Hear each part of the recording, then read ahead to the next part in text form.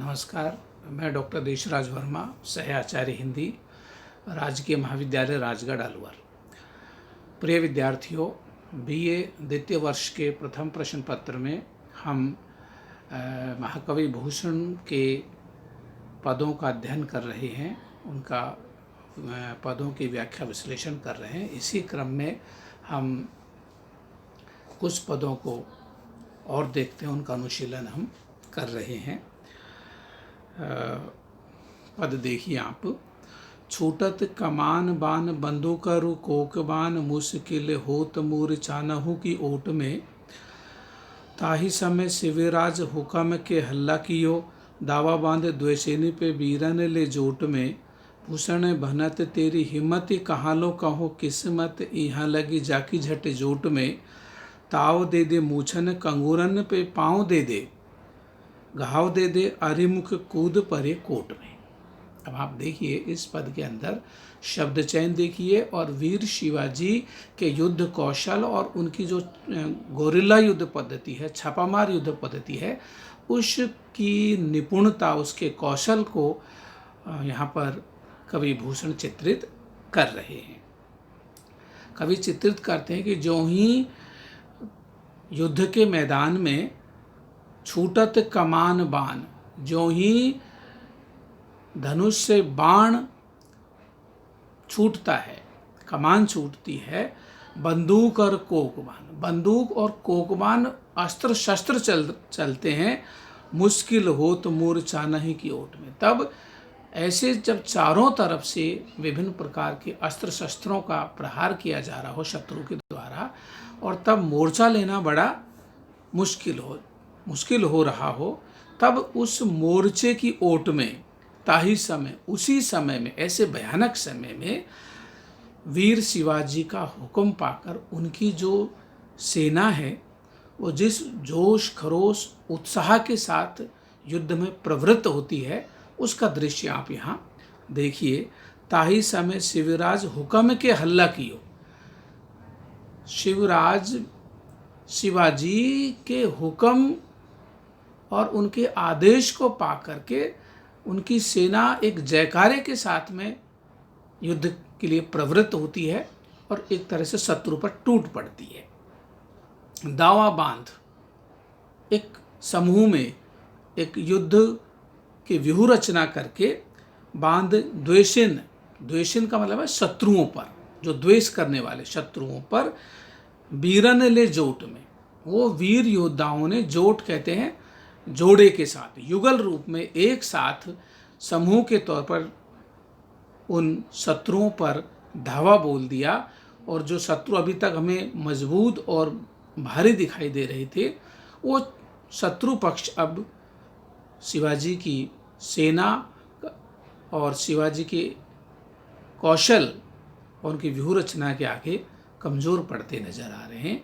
और ये इस सेना के अंदर जोश भरने का काम वीर शिवाजी का हुक्म करता है।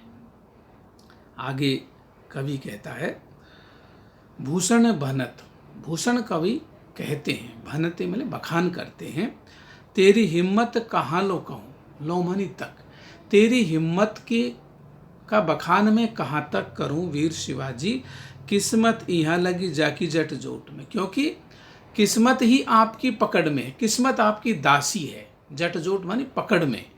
यहाँ तो ऐसा लगता है कि किस्मत ही आपके अधीन है, आपके पुरुषार्थ के आगे किस्मत अधीन जान पड़ती है। यहाँ संयोग तत्व कोई काम नहीं करता। फिर आगे कवि विस्तार देता है और शिवाजी के पराक्रम, उनके निर्देशन, उनका नेतृत्व को यहाँ पर चित्रित करता है कि उनके हुक्म और उनके आदेश को पाकर के सैनिक क्या करते हैं, ताव दे दे मूछन पे, मूछों पर ताव दे करके बड़े उत्साह के साथ और एक गुस्से के साथ शक्ति संचय करते हुए, ताव दे दे मूछन पे, मूछों पे ताव दे करके, मुहावरे का प्रयोग भी है, कंगूरन पे पाँव दे दे। और युद्ध के जो महल के जो कंगूरे हैं, उन पर एक छलांग में उन पर पाँव दे करके चढ़ जाते हैं वीर सैनिक। घाव दे दे अरिमुख, अरिवन होता है शत्रु। शत्रु पक्ष के सैनिकों के मुंह पर विभिन्न प्रकार के घाव दे करके, उन पर प्रहार करके, मुख घाव दे दे अरिमुख कूद परे कोट में, शत्रुओं के मुख पर प्रहार करके, उनके या कहें कि उनके मुख पर पांव धर करके वो कोट मानी किले के अंदर प्रस्थान कर जाते हैं, कूद पड़ते हैं। इस तरह से छापामार पद्धति से शिवाजी के सैनिक शिवाजी का आदेश पा करके कोट पर, किले पर अपना आधिपत्य स्थापित करते हैं, शत्रुओं को परास्त कर देते हैं। नेक्स्ट हम पद देखते हैं। ये परीक्षा के हिसाब से भी महत्वपूर्ण पद है और अधिक प्राय परीक्षाओं में पूछा जाता है। गरुड़ को दावा सदा नाग के समूह पर, दावा नाग जोह पर सिंह सिर ताज को, दावापुर हूत को पहारन के कुल पर, दावा सब पछिन के गोल पर बाज को, भूषण अखंड नव खंड मही मंडल में, तम पर दावा रवि किरण समाज को, पूरब पछाहा देश दक्षिण ते उतर लो, जहाँ पात सही तहाँ दावा शिवराज को। यहाँ कवि भूषण शिवाजी के आधिपत्य को, उनके राज को, उनके वर्चस्व को यहाँ पर चित्रित करते हैं और विभिन्न दृष्टांतों के माध्यम से उदाहरण देते हैं और विभिन्न प्रकृति परक और पौराणिक संदर्भों के सहारे वीर शिवाजी के कौशल को, उनके प्रभाव को, उनके शक्ति को यहाँ पर चित्रित करते हैं। गरुड़ को दावा सदा नाग के समूह पर, नाग माने सर्प, जैसे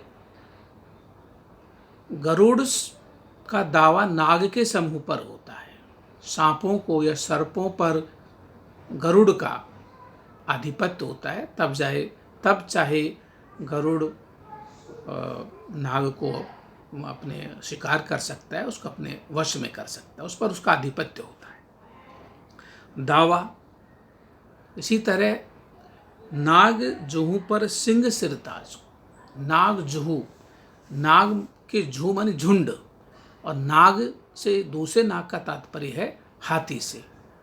नाग, हाथी को भी नाग कहते हैं, कि हाथियों के झुंड पर जिस तरह से शेर का आधिपत्य होता है, उसका वर्चस्व होता है, और वो हर हाल में हाथियों के झुंड को भी सिंह परास्त कर देता है।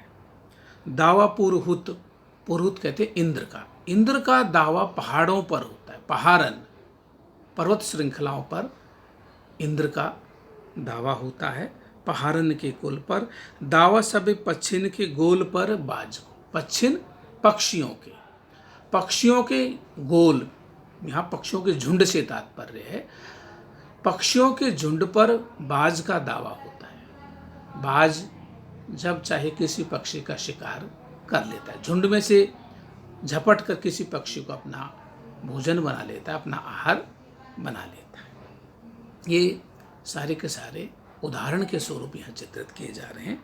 भूषण अखंड नवखंड महीमंडल, भूषण कवि कहते हैं कि अखंड या अखिल विश्व में, पृथ्वी में जहाँ जहाँ, जिसको हम 9 खंडों में बांटते हैं, महीमंडल, संपूर्ण पृथ्वी मंडल को जो जिनके 9 खंड किए गए हैं, उस अखिल विश्व मंडल पर तम पर दावा रवि किरण समाज को, जैसे इस पृथ्वी लोक पर चारों तरफ, जैसे पृथ्वी के 9 खंडों पर के अंधकार पर जैसे रवि किरण समाज को, सूर्य की किरणों का आधिपत्य होता है, उसकी विजय होती है। जिस तरह सूर्य संपूर्ण पृथ्वी को आलोकित करता है, कहीं पर भी अंधेरा, पृथ्वी के किसी भी कोने पर, अखिल पृथ्वी पर, अखिल सृष्टि पर वो प्रकाश करता है। पूरब पछाहा, पूर्व से पश्चिम, देश दक्षिण ते उत्तर नो, पूर्व से पश्चिम तथा उत्तर से दक्षिण तक, जहाँ पातशाही, जहाँ तक पातशाही मुगलों की बादशाही है, तहाँ दावा शिवराज को, जहाँ जहाँ तक मुगलों की बादशाही है, तहाँ तहाँ वहाँ तक वीर शिवाजी का आधिपत्य है, उनका दावा है और उनकी विजय साबित होती है। अर्थात मुगलों पर वीर शिवाजी का आधिपत्य है और सदैव उनको परास्त करते हैं।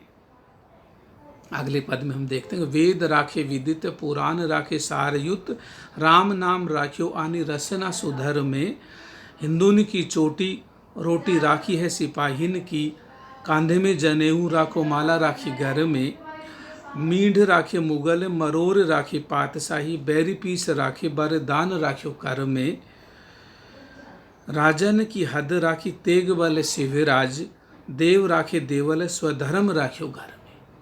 अब यहाँ शिवाजी के धर्मपरायण व्यक्तित्व का यहाँ कवि चित्रण करता है कि वीर शिवाजी ने अपने पराक्रम और कौशल से हिंदू धर्म की मर्यादा और उसकी जो स्वस्थ परंपराएं हैं उनको सुरक्षित रखा है। जिसने भी हिंदू धर्म और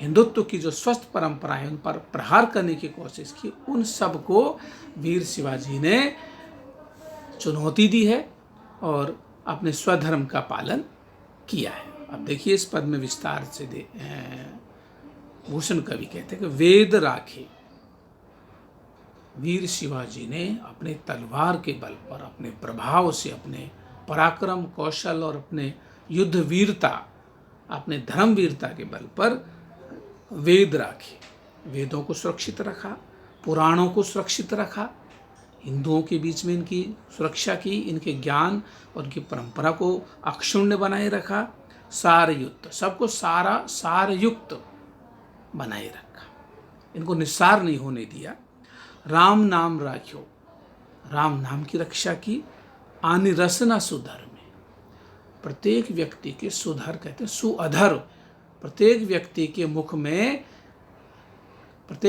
मुख की जिह्वा में राम नाम को सुरक्षित रखा है। प्रत्येक व्यक्ति को राम नाम लेने के लिए उन्होंने सुरक्षित बनाए रखा और उनकी जो धार्मिक आस्था है उसको बनाए रखने में अपना पूर्ण योगदान दिया।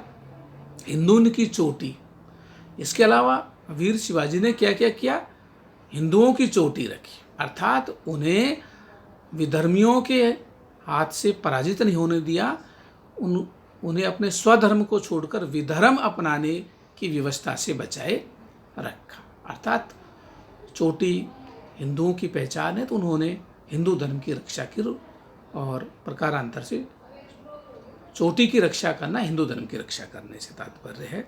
रोटी राखी है सिपाहीन को, सिपाहीन की आजीविका, उनकी रोटी को सुरक्षित रखा। कांधे में जनेऊ राख्यो, और कंधे पर जनेऊ की रक्षा की है। हिंदुत्व की पहचान और हिंदुत्व के जो प्रतीक चिन्ह हैं उनको उन्होंने बनाए रखा।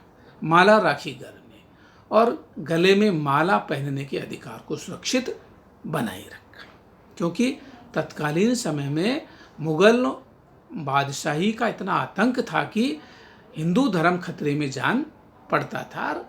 औरंगजेब जैसे अत्याचारी शासकों द्वारा हिंदू धर्म के प्रति कट्टर रवैया अपनाया जा रहा था। उस समय ये कहते हैं कि मंदिर सुरक्षित नहीं थे, गाय ब्राह्मण और स्त्री का शील ये सुरक्षित नहीं था। ऐसे समय में वीर शिवाजी एक हिंदू नायक के तौर पर उभर करके आते हैं और हिंदुत्व और हिंदू धर्म की रक्षा में अपने प्राणपण से उसकी सेवा करते हैं। मींड राखे मुगल, मुगलों को उन्होंने मींडना मानी कुचला, उन्होंने मुगलों को कुचल के रखा। मरोड़ राखी पातशाही, और जो बादशाही थी मुगल बादशाही उसको मरोड़ करके रख दिया, उसको अपने एक तरह से मसल दिया, अपने चुटकी में मसलने का काम किया। बैरी पीस राखी, बैरियों को, दुश्मनों को, मुगल आतताइयों को उन्होंने पीस करके जैसे एक तरह से अपने पांव तले उनको कुचल दिया, रौंद डाला। वरदान राखी कर, और हिंदुओं को सुरक्षित रखने का जो वरदान कर्मनि हाथ में, अपने हाथ में इस हिंदू संस्कृति को बचाए रखने का जो वरदान था उसको उन्होंने अपने हाथ में सदैव बनाए रखा। राजन की हद राखी, राजाओं की जो हद मानी सीमा होती, लेकिन राजाओं की मर्यादा से तात्पर्य है, उन्होंने राजाओं की, हिंदू राजाओं की मर्यादा की रक्षा की। तेग बल शिवराज, तेग मानी तलवार।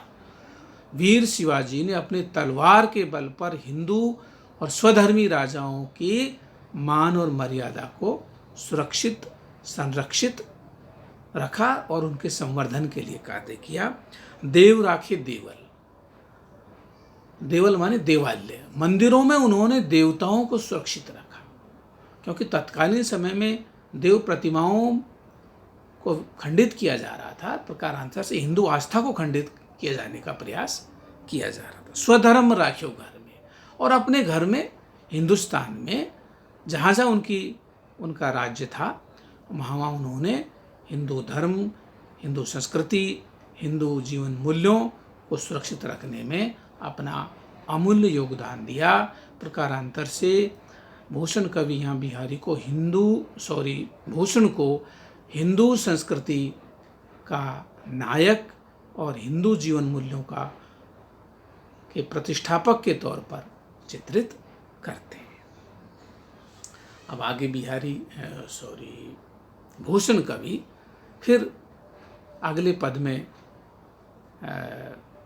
हिंदू संस्कृति, हिंदू चेतना को विस्तार देते हैं और कहीं न कहीं एक आत्मालोचन करते हैं, एक आत्मावलोकन करते हैं कि हिंदू संस्कृति या हिंदू जाति गुलाम क्यों बनती रही, इसके पीछे क्या कारण रहे, उन सब को भूषण कवि यहाँ पर चित्रित करते हैं।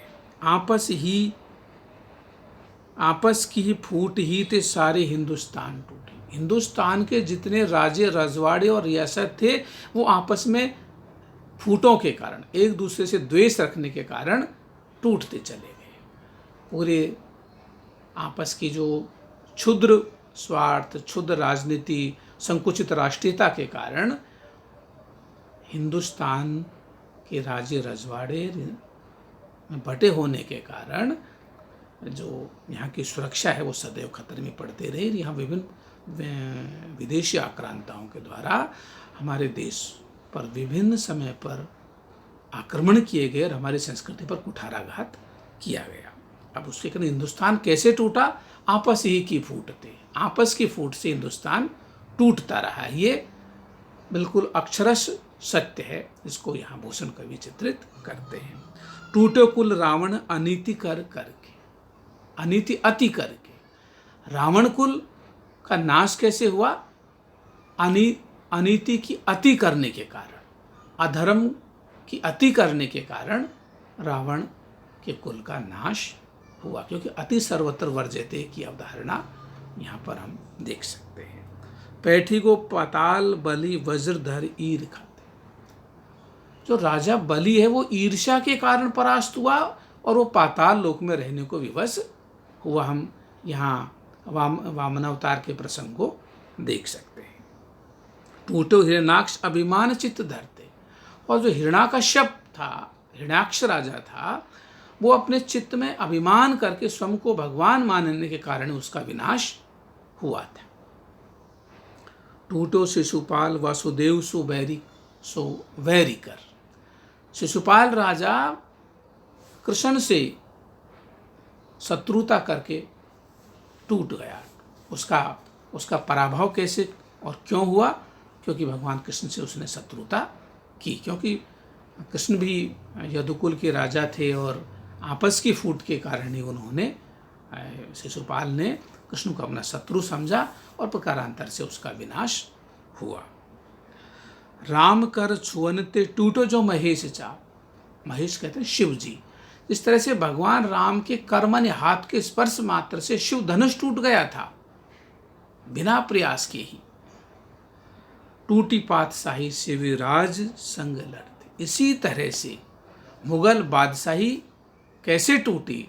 शिवराज वीर शिवाजी के साथ लड़ते लड़ते इसी तरह से जो मुगल बादशाही थी वो टूट करके चकनाचूर हो गई। ये यहाँ चित्रित करते हैं भूषण कवि। हालांकि हम देखते हैं कि जो मुगल बादशाहों के राज थे वो बाद तक 1857 तक हम देखते हैं, लेकिन यहाँ कवि किस तरह से अपने आश्रयदाता का अतिशयोक्तिपूर्ण बढ़ा चढ़ा करके चित्रण करता है और प्रकारांतर से अपने आश्रयदाता के प्रति सकारण आस्था, कि चापलूसी वाली आस्था नहीं है यहाँ पर, बल्कि सकारण बिल्कुल स्पष्ट करते हैं कि वो, और कारण बताते हैं, आत्मालोचन करते हैं। ये भूषण की बड़ी विशिष्टता है। और देखिए कि भूषण वीर रस में कविता कर रहे हैं तो निश्चित रूप से वीर रस के अनुरूप शब्दों का चयन करते हैं और ओज गुण प्रधानता हम इनकी कविता में देख सकते हैं।